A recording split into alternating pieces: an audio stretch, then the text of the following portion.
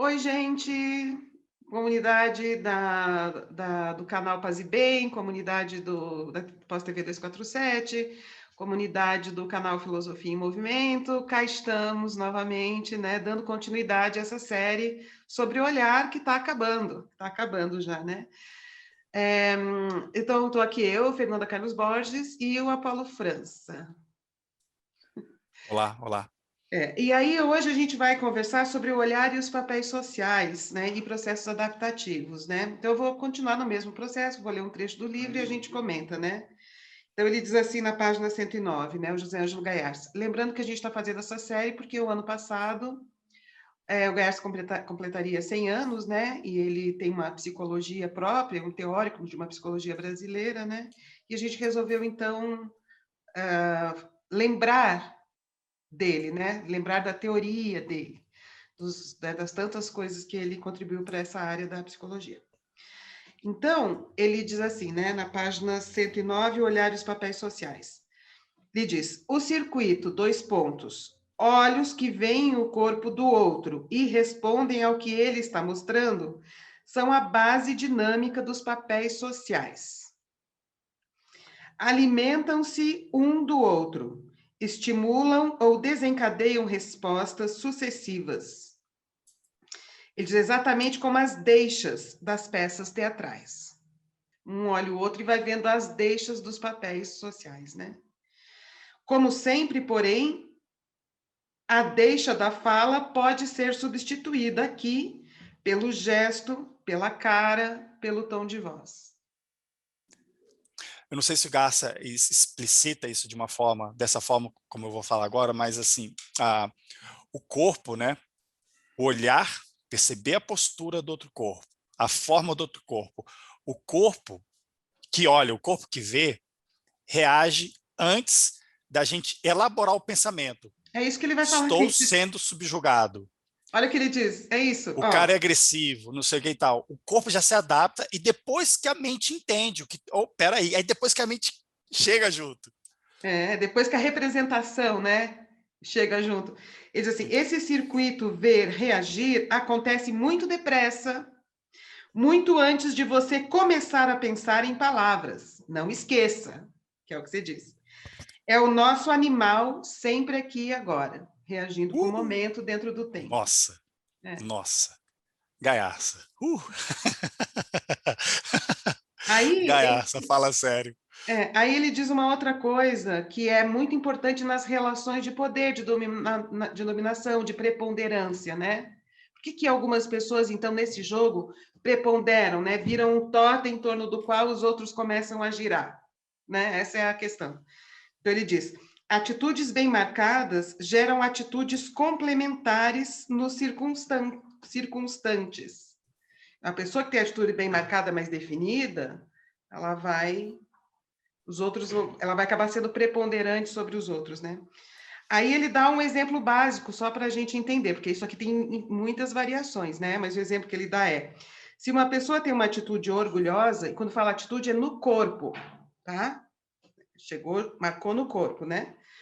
Os outros responderão no mínimo por meio de dois padrões, no mínimo, né? Isso tem uma variação.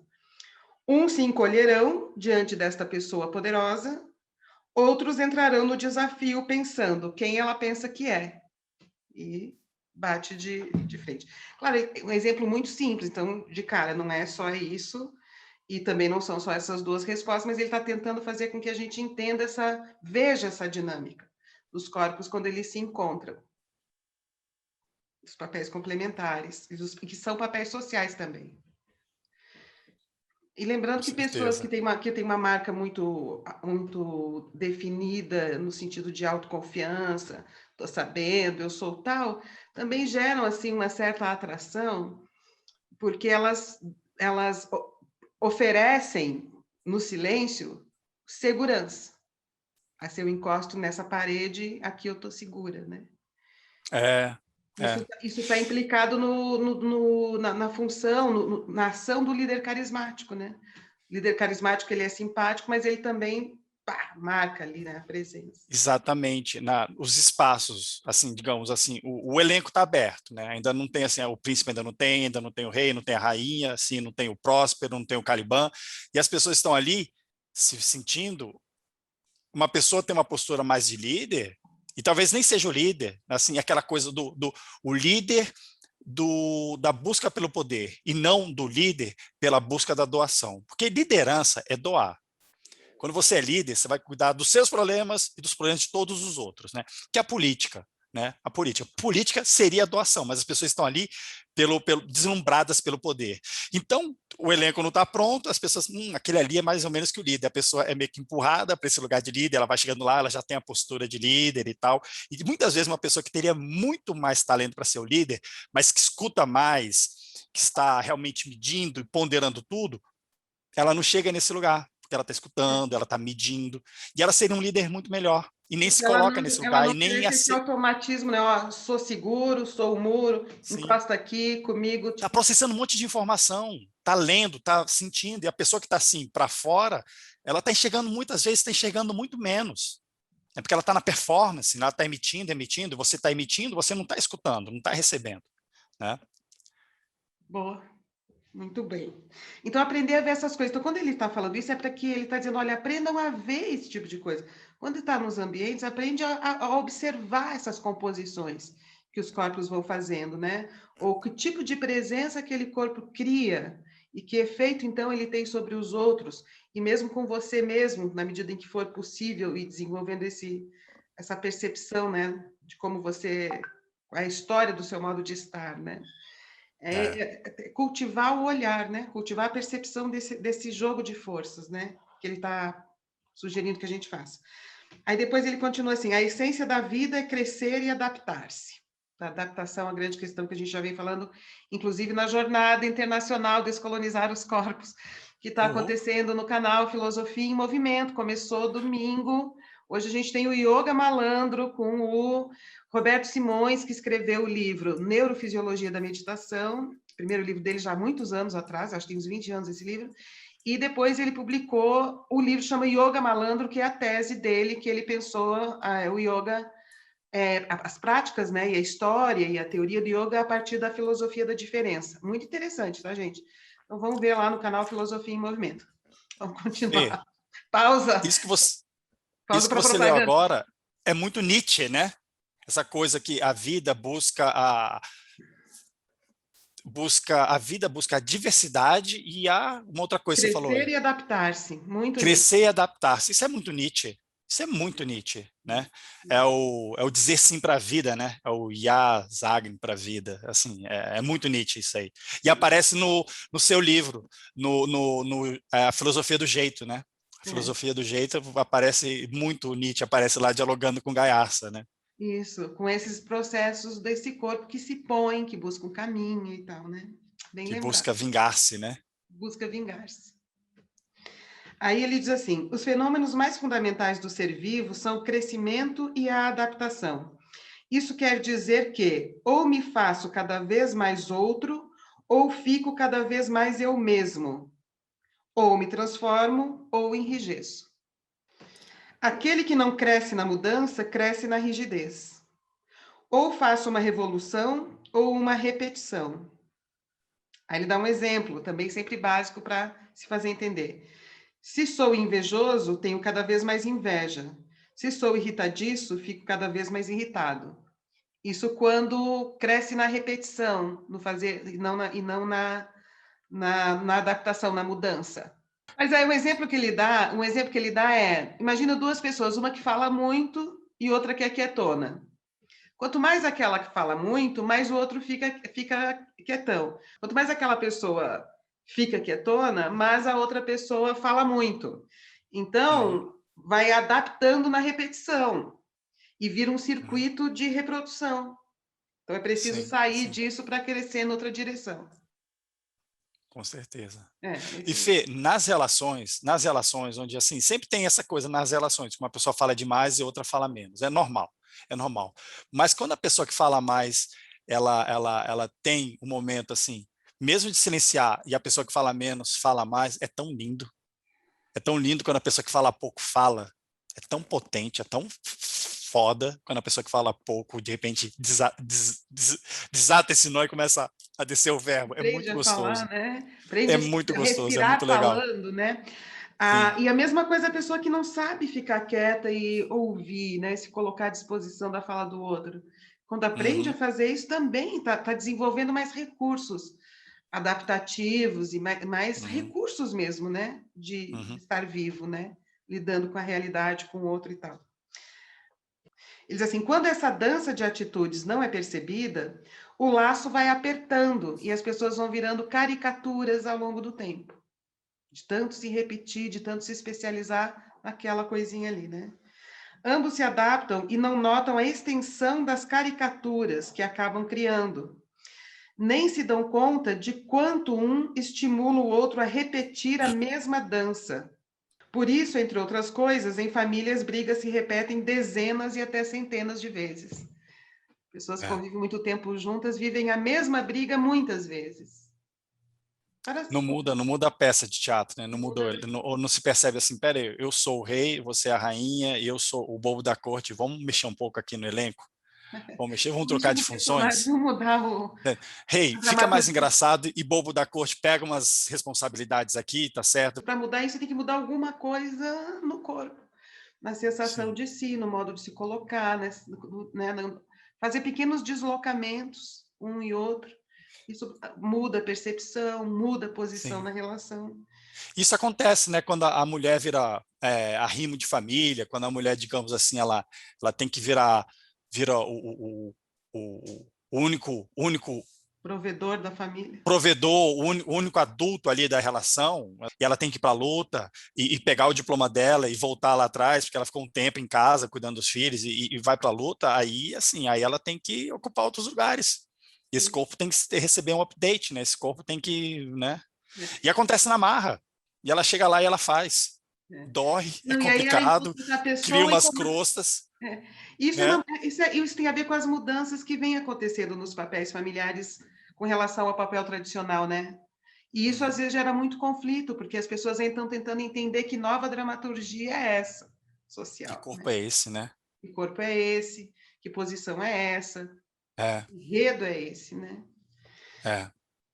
Aí ele diz assim, né? Uma das grandes dificuldades da psicoterapia é justamente essa. Ou você muda de ambiente e de convivência, ou dificilmente mudará. Porque o que ele está dizendo assim, a trama, essa trama de composição é tão Potente e tão forte, né? habitualizada, tão naturalizada, que é preciso um certo distanciamento para poder produzir uma outra coisa, né? Então é como Sim. se precisasse que algo da relação com o ambiente atravessasse, exigindo um tipo de alguma recolocação, que é o exemplo que você deu agora. É É. um exemplo. Porque senão tende à repetição, né?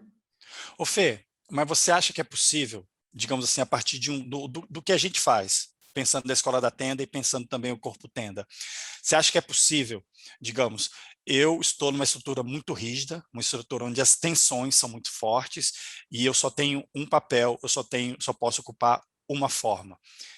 Então, meu corpo está habituado a estar nesse lugar, seja ele de domínio ou de submissão, um exemplo muito básico e muito direto, né? Porque assim são muitas camadas e muitos atravessamentos, né? A gente conhece essa complexidade.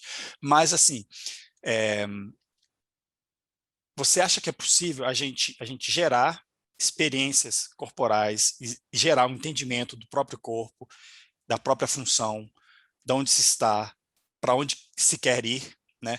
Você acha que é possível, sem criar essa mudança tão grande de contexto, aos pouquinhos? Na própria teoria dele, né? Vamos lá. Nós trabalhos de grupo, a própria convivência das pessoas entre o grupo vai possibilitando e mapeando, compreendendo o que traz e o Uhum, que de novo pode trazer. Então, uma uhum, convivência de um trabalho de grupo já favorece e já vai promovendo alguns deslocamentos e desenvolvendo novas habilidades de como fazer-se na relação com o outro, né?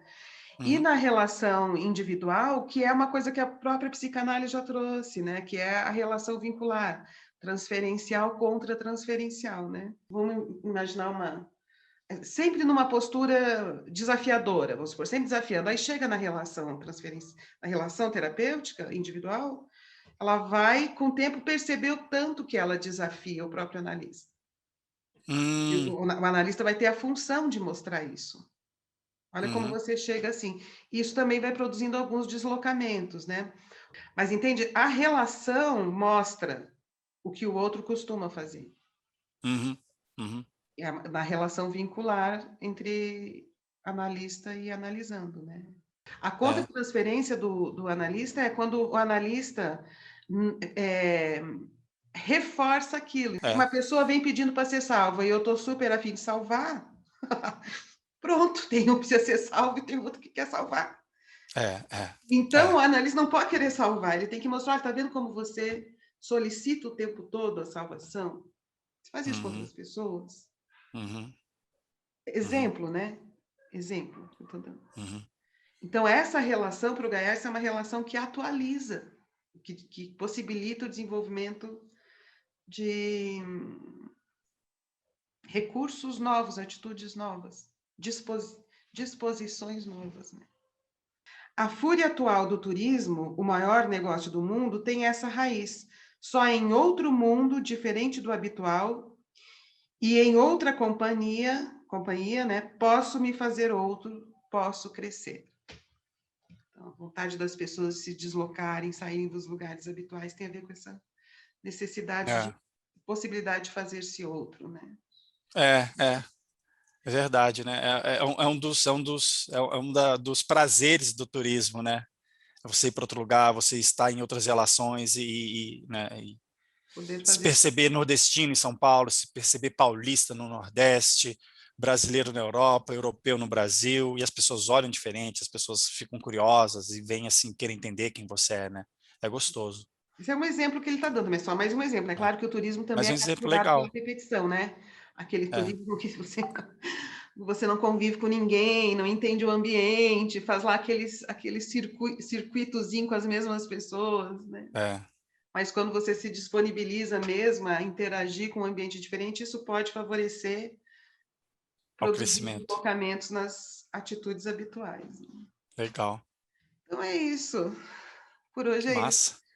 Tá, e aliás, eu falei hoje o Roberto Simões, né? Hoje, na verdade, é terça-feira e esse vídeo aqui vai para o ar na sexta. Então, gente, Roberto Simões foi terça-feira passada. Nossa, é verdade, você falou isso aí. Mas as pessoas vão estar circulando lá no vamos lá na dar uma olhada jornada. em todos os vídeos da jornada. Na sexta-feira já terão vários, né? Então tá bem, por hoje é isso. Obrigada, então, Apolo. Obrigado, Fê. Até mais Obrigada, tarde. gente.